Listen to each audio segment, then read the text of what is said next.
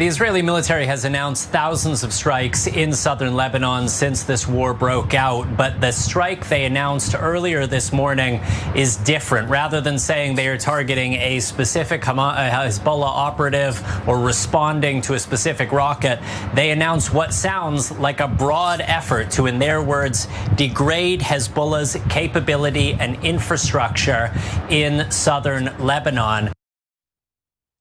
Israel is continuing to escalate war with Hezbollah in Lebanon, with the IDF bombing parts of southern Lebanon today. In fact, the latest reporting indicates that the IDF struck 100 missile launchers and other Hezbollah infrastructure, according to what they're saying, though it's not clear yet if there were any casualties. IDF warplanes launched 70 separate airstrikes as of this moment. Now, this follows 2 days, of course, of deadly attacks targeting mobile devices used by Hezbollah members. It began on Tuesday with pagers exploding and thousands of people getting injured as a result of that. And then the next day, on Wednesday of this week, walkie-talkies exploded, and as a result, now dozens of people have reportedly died, including some civilians. Now, today's attack on southern Lebanon involved airstrikes and artillery. The IDF struck, as I mentioned,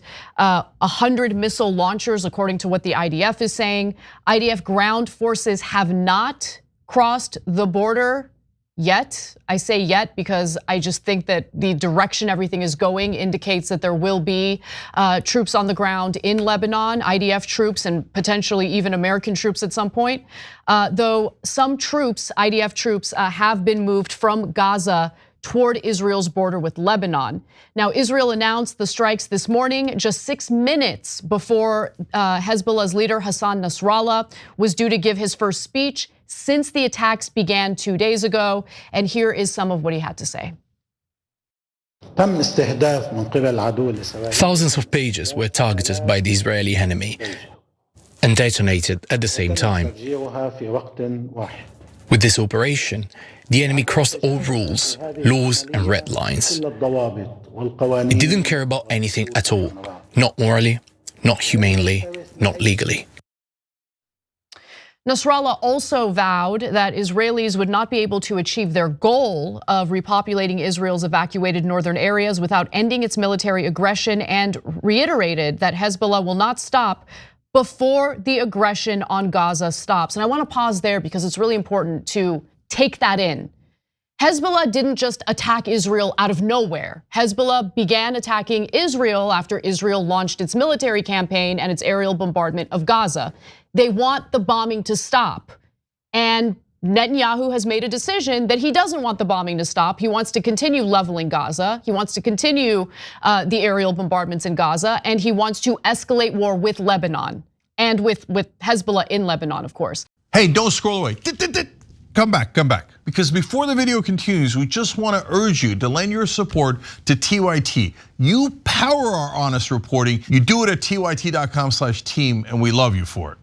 And so, Cenk, you had this unbelievably frustrating debate about this issue on Piers Morgan's show yesterday, and Israel denies that Hezbollah is in any way connected to what's happening in Gaza. Yeah, so the Israeli representative pretended that Hezbollah is attacking Israel out of nowhere for no reason at all. Just like, I don't know why they could be possibly just attacking us when we have done nothing wrong to Hezbollah or to Palestinian territories or anything. I don't know.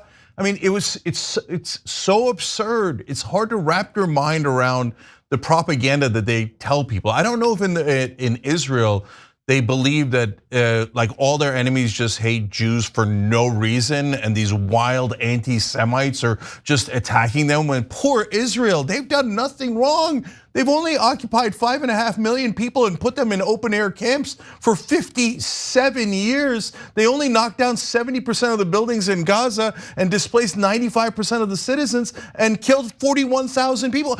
Poor Israel. They're tiny little David against this Goliath Palestinians that keep oppressing them. And now Hezbollah, evil, monstrous terrorist Hezbollah, for no reason at all, picking on poor little Israel again. So now let me tell you the reality, because that's I mean, if you believe that fantasy tale, you'll believe anything.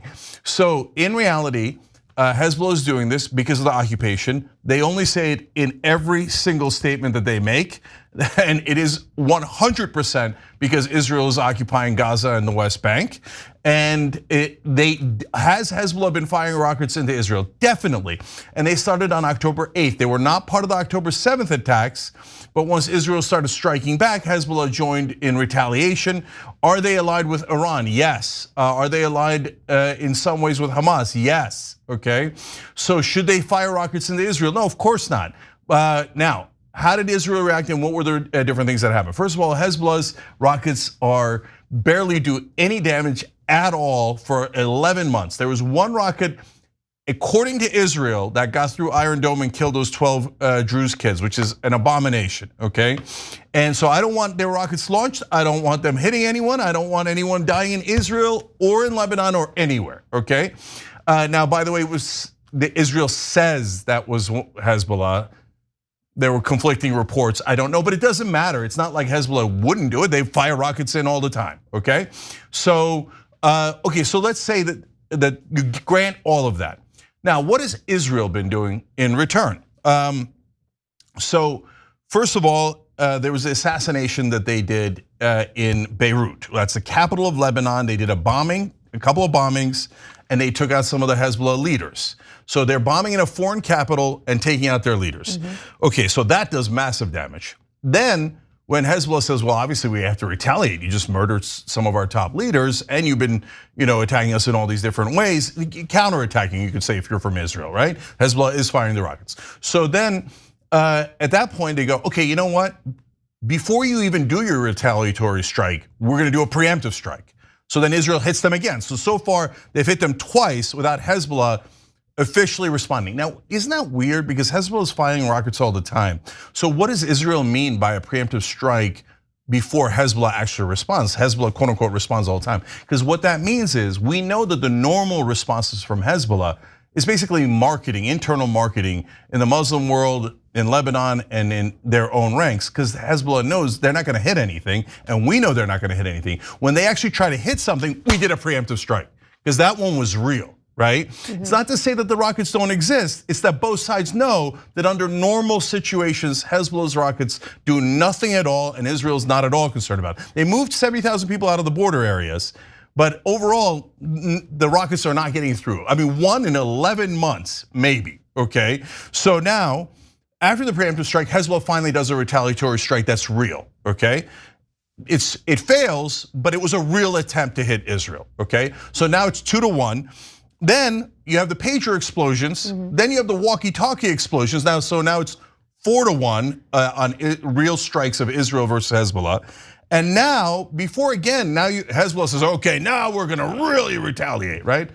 And so they hit him again. They do the artillery and the airstrikes that Anna just described today. So now it's 5-6-1 in terms of strikes that could do damage, and every strike by Israel does damage because they have a real military.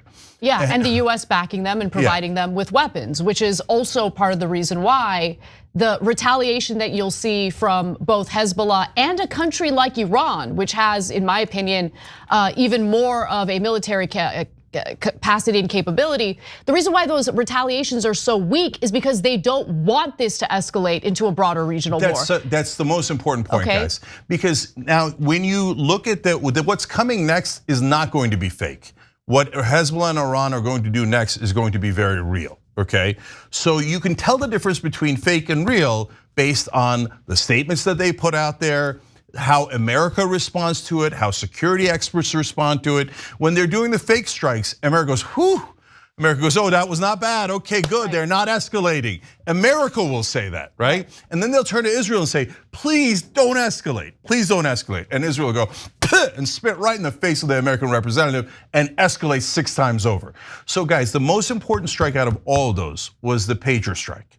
Why? I mean, I just listed you a huge list, let alone the endless ineffective rockets by Hezbollah.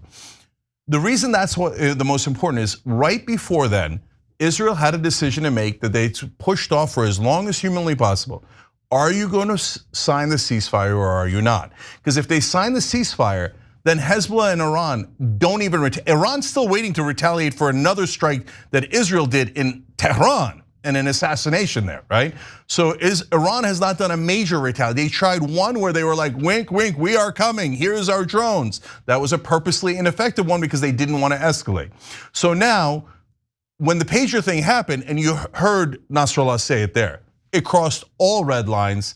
That is Israel declaring war. We are not going to do a ceasefire. We are not going to do a peace deal. We're just going to invade you. We're going to do endless bombings. And now the last part, Anna, not only it wasn't just your words. The Israeli spokespeople said, our ground troops have not crossed into Lebanon yet. Exactly, yeah. Okay, so look, guys, if you're Israeli, you're not going to listen to any of this. You're going to say, they're savage terrorist Muslims that are firing rockets at us all the time. They're pea shooters, they're slingshots, but I don't care, I hate them. They're guilty by definition, right? But for the rest of us, there's no question that Israel is trying to agitate for a much larger war. They have done endless, significant strikes. And by the way, I didn't even get into Damascus. 3 foreign capitals they have attacked recently. Yep. And no matter how overwhelming the evidence is, the minute that Hezbollah or Iran retaliates in a real way, you notice they keep throwing rockets and America doesn't really care that much because, as I said, it doesn't work and everybody knows it's not gonna work. But if they have a real retaliatory strike, and I don't know that they do, and they launch it, all of American media and the American government will flip in a minute and pretend that poor Israel got attacked for no reason. Oh my God, these bloodthirsty, savage, violent Muslims. I need to understand, okay, so if you do support what the current Israeli government is doing by escalating this new front in this war, what is the end goal? Like, what are they trying to accomplish here? I know what they're saying they're trying to accomplish. We want Israelis to be able to go back to their homes. Hezbollah is a problem. Okay, so are they gonna level Lebanon? Yeah, like how, okay, are they really? They're gonna do that too? Yeah. This is a disaster. Okay, so of epic proportions. Now look, everything we just told you. Do they think that they're gonna be safer in that part of the world after they do that? Some of them do, yeah. Okay, well, they're wrong. Well, of course they're wrong. So guys, let me just explain that real quick. Because since we're not in their heads, it's so hard to understand why they think what they think. Part of it is super easy. So Netanyahu, if he signed the ceasefire deal, the right-wing guys, like Attila the Hun and Genghis Khan would leave his cabinet and then he'd go for election and he'd lose. So he put his own political career above Israel, above humanity, etc. So that part's very easy to understand. And then secondly, here's the part people aren't talking about. And I'm really worried about this because it is strategically correct if and only if you're Netanyahu. If he starts a war now before the US elections, well, the administration is Democratic. And the American people will say, and Netanyahu and Trump and everybody else will prod him to say, oh, Biden couldn't prevent the war. I mean, he could have, but he chose not to. Because of his obedience to Netanyahu. That's exactly right. But they will use that against them. Successfully, by the way. And by the way, that part will not be entirely wrong. Joe Biden could have prevented this war. He could prevent this war today by saying, you do one more goddamn strike, Israel. We're pulling all the dollars because it's obvious you're trying to start a war. Every security analyst, every person with a brain that isn't super biased knows you're trying to start this war. We know you're trying to start this. One more and I'm pulling all the money. But he's not gonna do that. So he is letting Israel start this war. And it might cost Kamala Harris the election. And if it does, Trump gets into office and then Trump tells Netanyahu, do whatever the hell you like. Okay, because he has already said that's what he's gonna say. Just finish them quicker. And by the way, so sorry to interrupt you, Cenk, but I think this is important for you guys to hear. So the State Department had a press conference today, and I was very curious to see how they were gonna handle questions from reporters about Israel very clearly escalating this war in Lebanon. And I was wondering, well, is the US going to back Israel? Even though on one hand, you hear everyone in the Biden administration saying, we're working around the clock for a ceasefire. We want diplomatic means of ending all this. We do not want to escalate a war. But on the other hand, you'll also listen closely to what they're saying during press conferences. And here's what you'll get. Is the U.S. still prepared to back Israel if they are to escalate this on a northern front? So let me make one thing clear. We are committed to the defense of Israel against terrorist organizations, but we don't want to see any party escalate this conflict, period. Yesterday, Secretary Austin spoke by phone with his Israeli counterpart, Minister of Defense Gallant, to review regional security developments and reiterate unwavering U.S. support for Israel in the face of threats from Iran, Lebanese Hezbollah, and Iran's other regional partners. And I'll remind you that, the capability that we have in the region is more than we had on April 13th when Iran did launch that attack against Israel. So, we're confident in the ability that we have there right now to protect our forces, and should we need to, come to the defense of Israel as well. Okay, I want you all to remember the year 2016, it's the presidential election, it's the debate between Hillary Clinton and Donald Trump, and the topic of Wall Street comes up. And Hillary Clinton wanted to present herself as someone who's tough on Wall Street, and she talked about going to the New York Stock Exchange, wagging her finger and saying, "You stop this right now. Stop it right now." That's essentially what the Biden administration is doing in regard to their statements toward Israel and how they want to avoid a broader regional war. They want to avoid the escalation, but we're ready and willing to provide you all the support you need to escalate the war. In fact, we will very likely risk members of our military to help defend your country from a war that you have escalated.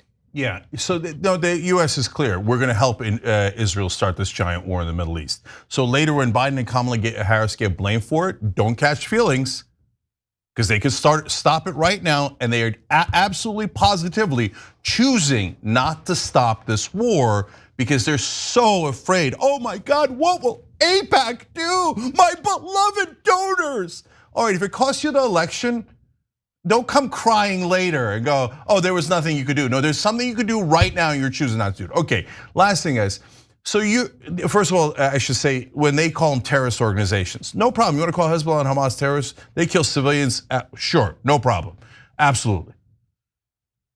Okay, well, when Israel kills 30 to 40 times the number of civilians, is Israel a terrorist organization? No, how dare you? We're allowed to murder anyone we like. It's only when Muslims kill civilians that they're terrorists. Guys, yeah. So, okay, so that's why America, with this total BS justification for the war, oh, it's okay, they're dirty Muslim terrorists. We can kill 40 times the number of civilians, and we are beloved, good defenders of Western civilization. No, by their own definition, Israel is a massive terrorist state, and we are now about to help them invade Lebanon. I have to say, one of the most disgusting developments in all of this is the media narrative that what Israel has done with the pagers and the walkie-talkies is impressive and should be celebrated as like a technological, feat. Oh my God, this is so precise. They're specifically targeting Hezbollah members, except we're talking about literally thousands of little bombs going off throughout all of Lebanon. In grocery stores, okay? In all sorts of civilian areas. What if someone was on a commercial flight? Are we serious right now? Yeah, and everybody on the plane would have died. Kids around the bombs died. They don't care. They've never cared about civilians. The whole idea of like there being a moral army. What a sick joke. A moral army killed 25,000 women and children. A stadium full of women and children that they slaughtered while pretending to be moral, okay? If you had done that to Israeli women and children, we would have nuked Gaza and West Bank by now. And you all know it. Look at what happened. 1,200 Israelis died, and people were justifiably outraged. If 41,000 Israelis had died, if 25,000 little children and women that were Israelis were butchered, they would have obliterated every Palestinian in the world. But when you do it to Palestinians, it's not like their lives matter. They're just Muslims and Arabs. What is the end game that Anna asked about? They're neocons. I think that they're so deluded in their head, they think it's going to be easy, just like they thought Iraq was going to be easy. So they think, what's the big deal? We'll just, obliterate Lebanon, just like we did Gaza. and the world will do nothing. The world did nothing when we obliterated Gaza. There's almost no buildings left in Gaza, and the world didn't care at all. And we got our dogs in America to tell everybody to back off, and we got a gift. We normally get $4 billion a year. This time they sent us 26. We got a giant thank you gift from America for annihilating Gaza. No, so we're gonna do it to Lebanon, and we're gonna get America ensnared in this war because their aircraft carriers and et cetera are in here. And if a drone takes out an American ship, oh, that's it. We're gonna get America to fight our entire war for us, and we're gonna have them finance the whole thing. But they are wrong. Wars don't go like that. Wars are unpredictable. And next thing you know, they figure out a way around Iron Dome. And now, it's not just the Muslims whose lives you don't value at all that are getting killed. It's the precious, precious Israeli lives. And then you're in neck deep in it. And now the US is neck deep in it. And then they come yelling at us about how we owe. We owe them more weapons, we owe them more money, we owe them more war.